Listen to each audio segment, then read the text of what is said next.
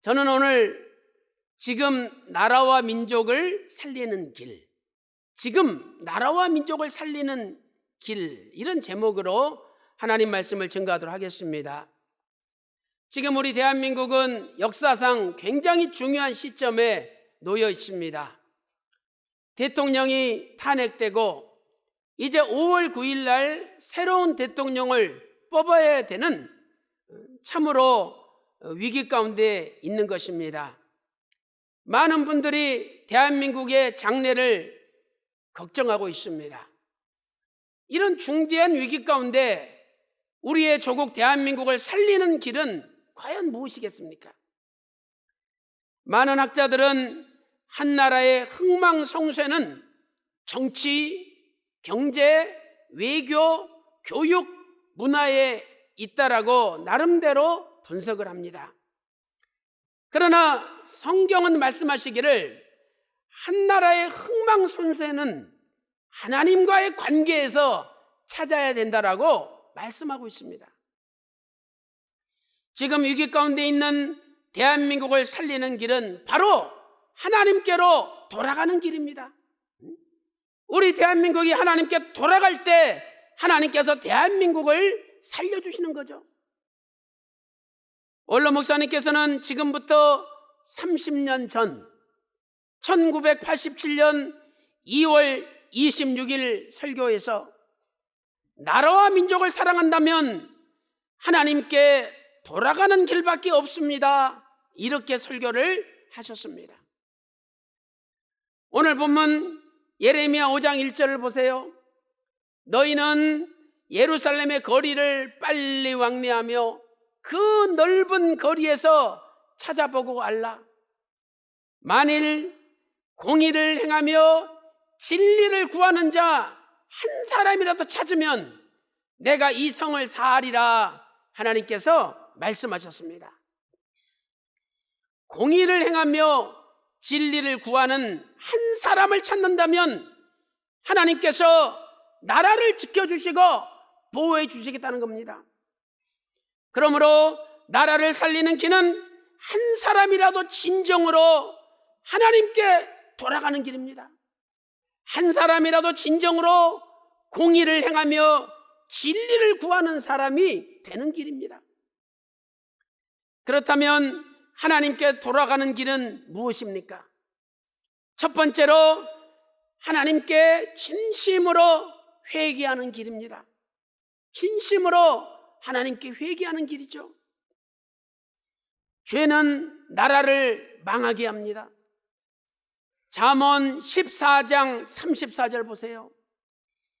의인은 나라를 영화롭게 하고 죄는 백성을 욕되게 하느니라 말씀하고 있습니다. 공동 번역에 보니까 어느 민족이나 정의를 받들면 높아지고 어느 나라나 죄를 지으면 수치를 당한다, 이렇게 번역하고 있습니다. 욥기서 4장 7절에도 죄 없이 망한 자가 누구냐, 이렇게 성경은 말씀하고 있습니다. 예레미야 선지자 당시에 이스라엘은 많은 죄를 짓고 있었습니다.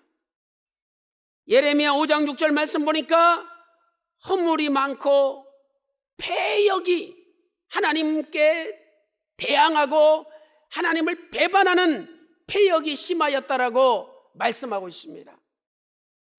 그 죄가 무엇입니까?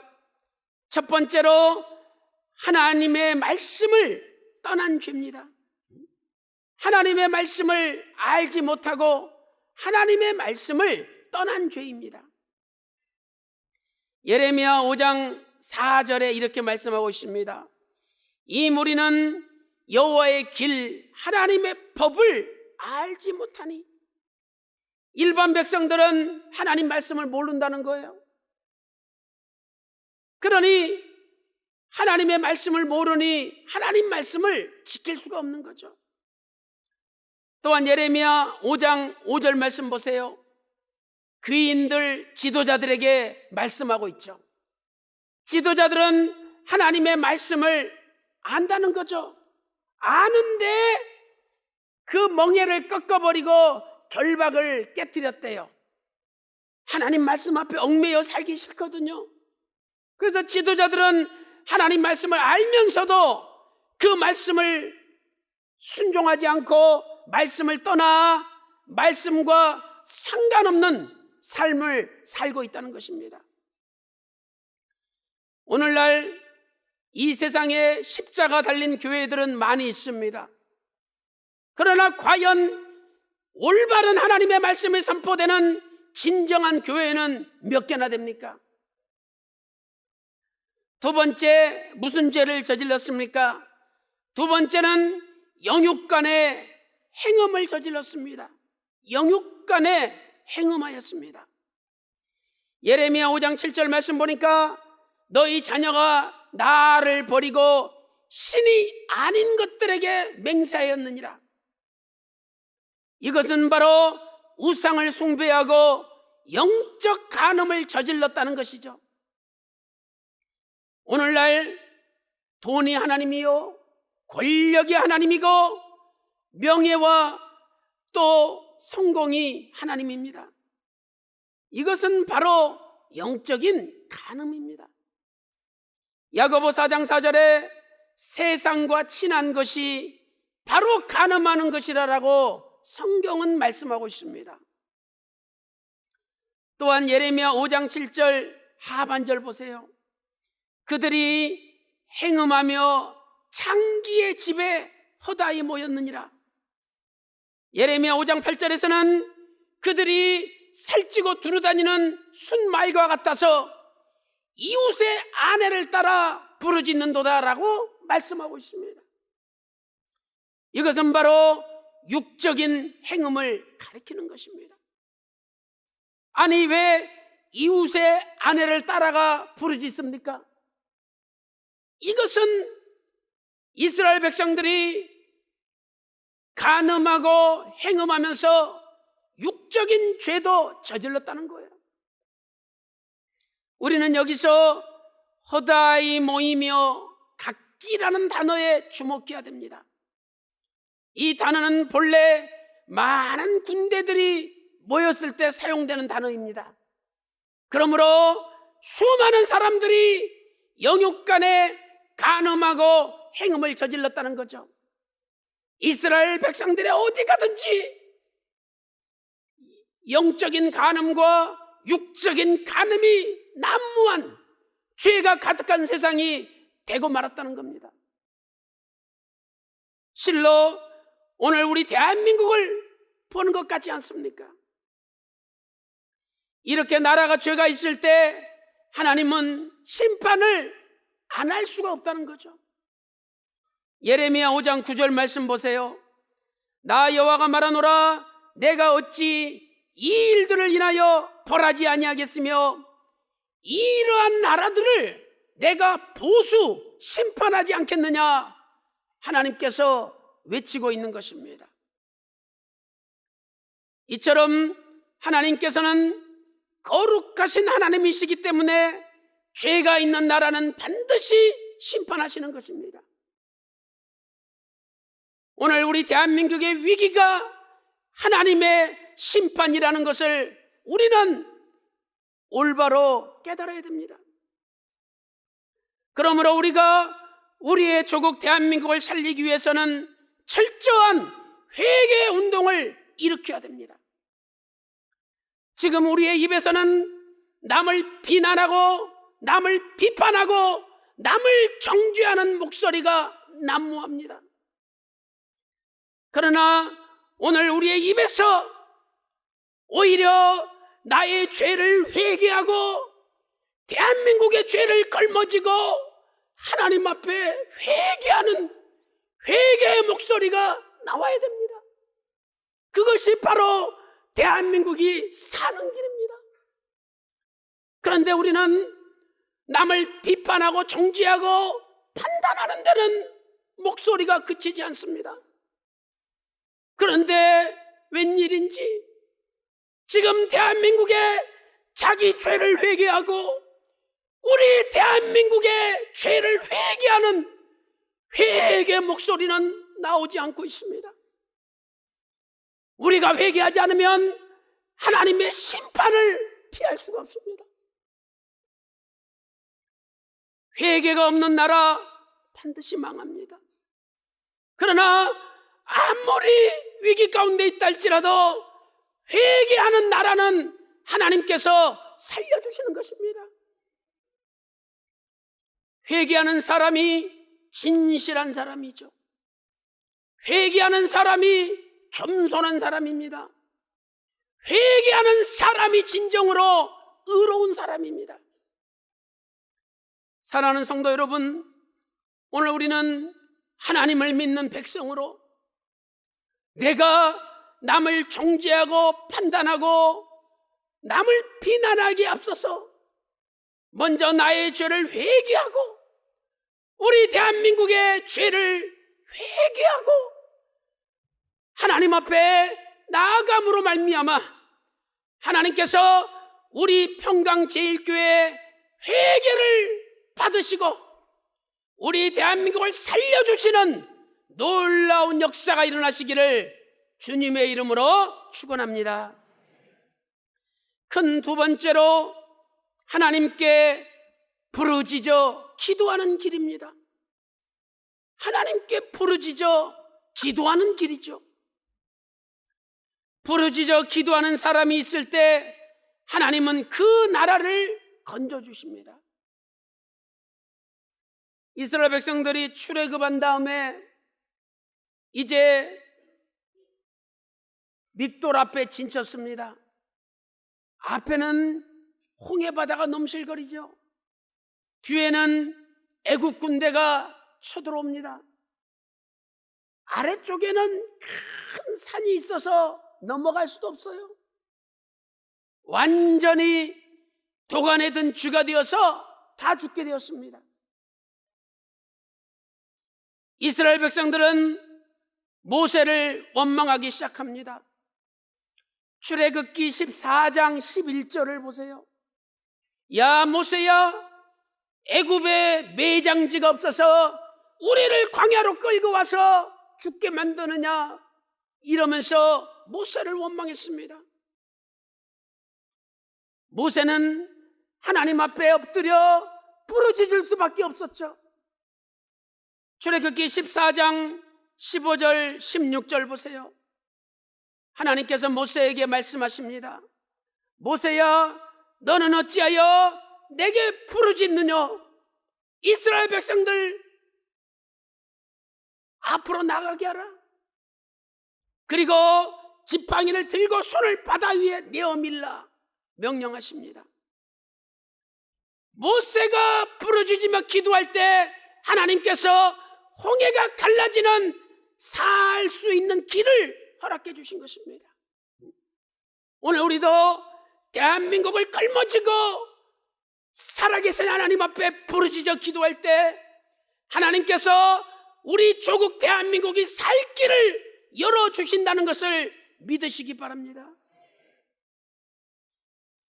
또한 우리는 이스라엘 백성들이 훗날 블레셋과 전쟁할 때를 살펴볼 수 있습니다. 주전 1102년부터 주전 1082년까지 약 40년 동안 블레셋의 압제를 받고 있었습니다. 40년 동안 남의 나라 지배를 받고 있으니 아무 힘이 없죠. 그때 사무엘 선지자가 이스라엘 백성들을 미스바로 모이게 하였습니다. 그리고 금식하면서 하나님 앞에 부르짖어 기도하였습니다. 사무엘상 7장 8절에 여호와께 쉬지 말고 부르짖으라. 사무엘상 7장 9절에 여호와께 부르짖음에 여호와께서 응답하셨느니라. 그리고 하나님께서 갑자기 하늘에서 큰 우레를 바라시니 블레셋 군대가 자기들끼리 어지러워졌어요. 그래가지고 이스라엘이 대승을 거두고 그동안 40년 동안 잃어버렸던 땅들을 다 찾았습니다. 사무엘상 7장 10절에 말씀하고 있습니다. 다니엘 선지자도 나라와 민족을 걸머쥐고 기도했지 않습니까? 분명히 기도하면 잡혀서 사자굴에 들어간다는 걸 알면서도 하루에 3번씩 예루살렘의 열린 창에서 나라와 민족을 위하여 기도하였던 것입니다. 사랑하는 성도 여러분, 오늘 저와 여러분은 과연 나라와 민족을 위하여 얼마나 기도하고 있습니까? 내가 나라와 민족을 위하여 온몸에 땀방울이 송송 맺힐 정도로 얼마나 하나님 앞에 부르짖고 기도하고 있느냐는 것입니다. 아무리 정치 잘하고 아무리 데모 많이 하고 아무리 우리 백성들이 길거리로 나간다 한들 기도하지 않고 하나님께 부르짖지 않으면 하나님의 응답은 없습니다. 사랑하는 성도 여러분, 대한민국의 위기 가운데 깨어서 하나님 앞에 간절히 부르짖어 기도하는 백성들이 되시기를 주님의 이름으로 축원합니다. 부르짖어 기도하는 자에게 하나님께서 어떤 응답을 주십니까? 첫 번째로 크고 비밀한 일을 보여주십니다. 예레미야 33장 3절에 너희는 내게 부르짖으라 내가 네가 알지 못하는 크고 비밀한 일을 보여주시겠다고 약속하고 있습니다. 앞으로 우리 대한민국에 크고 비밀한 일들을 하나님이 일으키실 텐데 분명히 기도하는 백성에게 보여주실 줄로 믿습니다. 두 번째로 부르짖어 기도하면 위경에서 건져주십니다. 도저히 살 수 없는, 죽을 수밖에 없는 사망의 위경에서 하나님이 건져주셔요. 시편 107편 19절과 20절을 보세요. 이에 저희가 그 근심 중에서 여호와께 부르짖음에 그 고통에서 구원하시되 하나님께서 말씀을 보내서 저희를 고치시고 위경에서 건져주시는도다 라고 말씀하고 있습니다. 오늘 우리 대한민국에도 아버지께서 말씀을 보내주시면 대한민국이 고쳐질 줄로 믿습니다. 위경에서 건짐받을 줄로 믿습니다. 세 번째로 부르짖어 기도하면 구원자를 세워주십니다. 구원자를 세워주셔요. 사사기 3장 9절과 사사기 3장 15절을 보세요. 이스라엘 백성들이 이방의 압제 가운데 고통 속에서 부르짖었지 않습니까? 그때 하나님께서 한 구원자를 세우셨다라고 말씀하고 있습니다. 큰 세 번째, 나라와 민족을 살리는 길이 무엇입니까? 세 번째는 공의를 행하고 진리를 구하는 것입니다. 공의를 행하고 진리를 구하는 거죠. 예레미야 5장 1절에 만일 공의를 행하며 진리를 구하는 자 한 사람이라도 찾으면 내가 이 성을 사하리라 약속하셨습니다.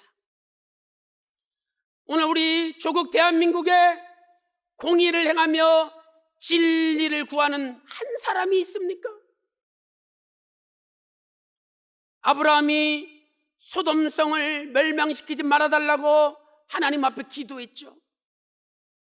창세기 18장 32절에서 하나님께서 야 아브라함아, 만일 이 성에 의인 10사람만 있어도 내가 이 성을 멸하지 아니하리라 말씀하셨습니다. 오늘 우리 대한민국에 하나님이 찾으시는 의인 10명이 있습니까? 오늘 우리 대한민국에 공의를 행하고 진리를 구하는 하나님이 찾으시는 한 사람이 있습니까? 첫 번째로 공의를 행한다는 것은 무슨 뜻입니까? 공의를 행한다. 공의는 히브리어로 미시파트입니다. 행하다는 단어는 히브리어 아사라는 단어죠. 이 두 단어가 예레미야에서 쓰인 용례를 보세요. 첫 번째로 대인관계, 사람과 사람 사이에서 사용되었습니다.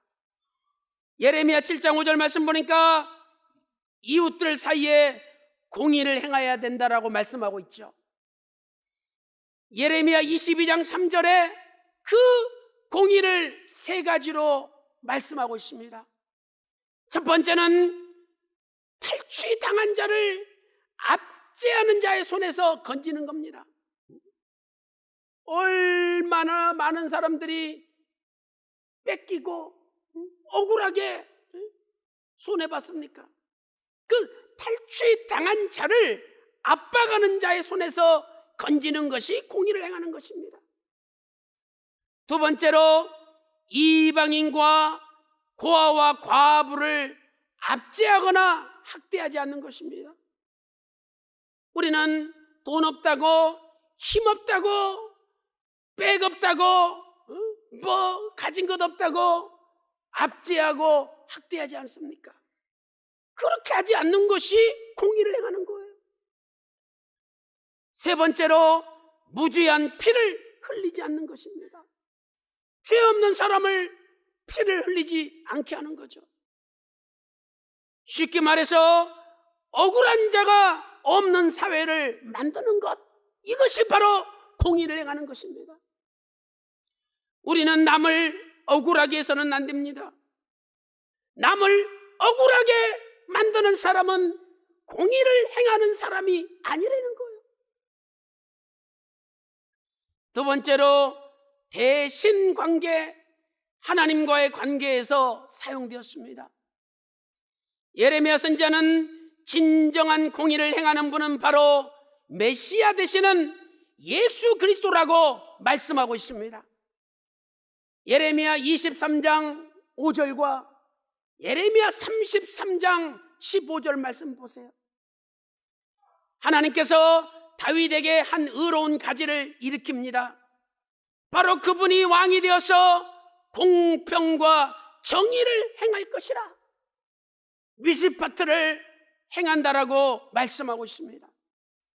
이 의로운 가지, 이 왕이 바로 예수님이시죠. 예수님만이 진정한 공의를 행하는 분이시라는 겁니다. 그러므로 공의를 행하는 자는 예수님을 믿어야 됩니다. 공의를 행하는 자는 예수님 안에 들어가야 됩니다. 공의를 행하는 자는 예수님의 말씀을 떠나지 않아야 됩니다. 오늘 아무리 대한민국이 부패하고 부정부패가 가득하다 할지라도 하나님께서 공의를 행하는 한 사람 찾으시면 우리 대한민국을 살려주시고 지켜주시고 보호해 주시는 것입니다. 오늘 또 저와 여러분이 공의를 행하는 사람, 남을 억울하게 하지 말고 예수님 안에서 예수님의 말씀을 떠나지 않는 삶을 사시기를 주님의 이름으로 축원합니다. 결론적으로 성도는 나라를 사랑하는 백성이 되어야 됩니다. 성도라면 나라를 사랑해야 됩니다. 예수님께서도 자신의 조국 이스라엘을 사랑하셨습니다. 누가복음 19장 41절에 예루살렘 멸망한 것을 보시면서 예수님이 눈물을 흘리셨습니다. 이번에 파키스탄 갔더니 파키스탄 그 가난한 나라지만 얼마나 나라를 사랑하는지 몰라요. 우리 헵시바 바이올을 연주하는데 파키스탄 국가를 연주했어요. 그랬더니 전체 파키스탄 사람들이 다 일어나는 거예요. 놀랐습니다. 제가 설교하기 전에 그래서 그걸 좀 적어달라 그랬어요. 그래가지고 설교하기 전에 함섭과 파키스탄 진드바 이렇게 외치고 시작했어요. 그럼 함섭과 파키스탄이 뭐냐? 우리나라 파키스탄, 파키스탄 진드바, 파키스탄 만세 이런 뜻이에요. 제가 파키스탄 말로 딱 하고 설교를 시작하니까 우레 같은 박수 소리가 나면서 마음을 다 여는 거예요. 여러분 얼마나 나라를 사랑하는지 몰라요. 오늘 우리도 하나님을 사랑한다면 우리의 조국 대한민국을 사랑해야 됩니다. 대한민국을 사랑하는 길이 무엇입니까? 바로 진심으로 내 자신부터 회개하는 길입니다. 두 번째는 하나님 앞에 부르짖어 기도하는 길입니다. 세 번째는 남을 억울하게 하지 않고 하나님의 공의와 진리를 구하는 것이 바로 나라를 사랑하는 길입니다. 우리가 하나님을 의지하지 않고 세상 강대국을 의지하다가는 망하는 것입니다. 이스라엘은 애굽을 의지하다가 바벨론에게 망했지 않습니까? 이사야 31장 1절 말씀 보니까 도움을 구하러 애굽으로 내려가는 자들에게 화 있을진저 그들은 말을 의뢰하고 병거의 많음을 의뢰하고 마병의 심히 강함을 의지하지만 거룩한 하나님은 앙모치 아니하고 의지하지 않는다는 거예요. 신명기 32장 30절을 보세요. 신명기 32장 30절에 한 사람이 1000명을 쫓고 두 사람이 10,000명을 쫓아버린대요. 여호수아 23장 10절에서도 너희 한 사람이 1000명을 쫓아내겠다라고 하나님이 약속하셨습니다.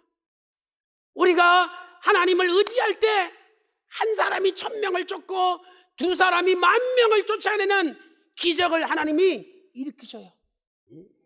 그러면 그런 백성이 있을 때 누가 대한민국을 감히 깔보겠습니까?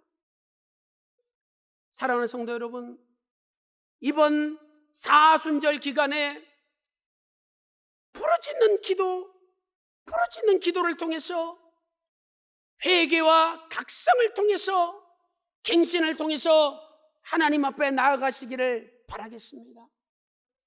이제 이번 주 수요예배, 목요예배 지나서 금요일, 토요일, 그 다음 주 월, 화, 수 5일 동안 사순절 특별 새벽 예배가 진행됩니다. 사랑하는 성도 여러분, 5일 동안 빠짐없이 하나님 앞에 나와서 부르짖고 우리가 하나님 앞에 대한민국을 맡길 때 하나님이 우리 대한민국 살려주실 줄로 믿습니다. 평강제일교회가 있는 한 대한민국이여 안심하라. 이러한 큰 자부심을 가지고 새벽에 나와서 하나님 앞에 기도함으로 하나님께서 저와 여러분의 회개와 부르짖는 기도를 들으시고 우리 조국 대한민국을 영원 무궁토록 살려주시는 놀라운 역사가 일어나시기를 주님의 이름으로 축원합니다.